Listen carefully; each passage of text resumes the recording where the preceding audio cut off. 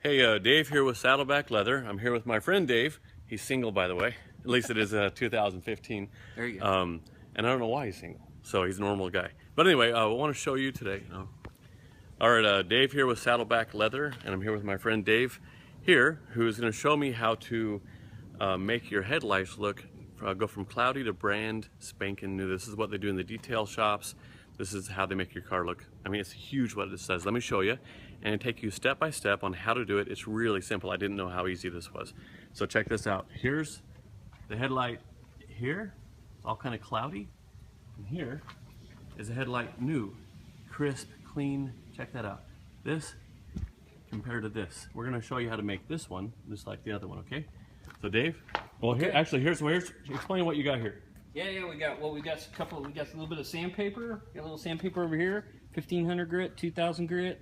We've got a couple different buffing. We got a buffing pad and a polishing pad to use with our buffer. So you got to have a professional buffer, and different compounds go along with it. So basically, what we're going to do with this headlight is the same thing that you can do to a car that's got a dull finish, oxidized, something like that. The rubbing compound here. Yep. And a micro polishing glaze right here. Yep. All right. So we're going to use those, and we're just going to basically buff this out. But it's great that you can do the same thing to a car finish if you've got, oxidized finish. It's real easy. You just got to know how to do the stuff. So we're going to start here with the 1500 sandpaper. We're going to make it wet because we want to wet sand this so that it's not too hard on the headlight. We're just going to go over it real quick, smooth. You're not pressing hard on this, are you? Not pressing hard. In fact, you don't want to press hard. You just want to keep it wet. Just kind of go over it real lightly. And it's a really, you got to use a 1500 to start with. You don't want to use anything of a lower number than that because you don't want to take off too material. You don't want to make it too rough. So we're going to do that. Then we'll just wipe that off real quick. Then we'll go to the 2000, make our 2000 wet. We'll do that also. This one's going to already start to feel a lot smoother because we've already taken off some of that rough material. See, the reason why headlights get this way a lot quicker is because headlights don't have protection like clear coat on the paint or wax. So there's nothing to protect the headlight, and when you drive along, you drive on the freeway, there's all this material that hits it and it scrubs it like sandpaper. So it basically sands down your headlights, makes them really rough. So there, we're done with the 2000. Now this also impacts your driving. It's for safety, all that sort of thing, to have nice crisp headlights. You can see better at night, all that sort of thing. That's true, definitely from a safety perspective. All right, so we've got trick with the sandpaper. So now we're going to move on to the buffing pads. We'll start out with this yellow one. Now the trick to this is you want to make sure that it's a little bit wet, because just like with wet sanding, you don't want to put anything on dry. So I kind of put a little bit of moisture on that. Put a little bit of this stuff on the pad. I also kind of rub this in a little bit so that when you start it up, it doesn't throw it all over your car. So we'll do that. One from experience, didn't you? Yeah, because I've made a big mess a few times. Okay, so now we set the wheel on here. We don't want to start it up off of here because the wheel goes too fast. You can burn it. So we want to set it on here and start it up. Put it on kind of its slowest setting, or maybe one setting more. And then we just let it glide. You don't want to press, you just want to let it do the work. Smooth it back and forth. If you're seeing a lot of that white creamy stuff on there, that's a good thing. That means it's doing its job. So it doesn't take long. We just do it for just 30 seconds or so. That's all it really takes.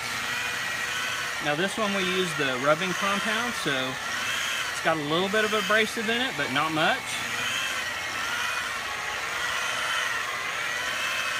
Okay, that's all it takes. So we'll use a towel and we'll clean that off to get rid of all that old material. It's already hugely different. Yeah. So now we're gonna use the polishing compound, which is just gonna give it that much more of a shine and a clear finish. It has like a little bit of orange peel kind of effect here, some little divots and stuff. He's gonna do the polishing compound and take that off. So he's changing here.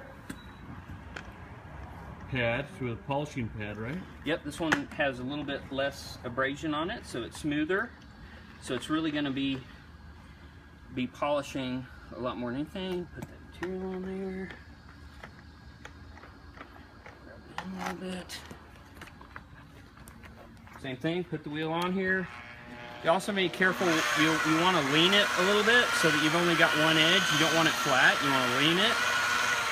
And you also want to lean towards your edges, so as you move around, you change the angle a little bit. And that keeps it from catching anything, because if it catches, it can burn the material, which you don't want. You can see how nice that's coming up now that we've actually polished it.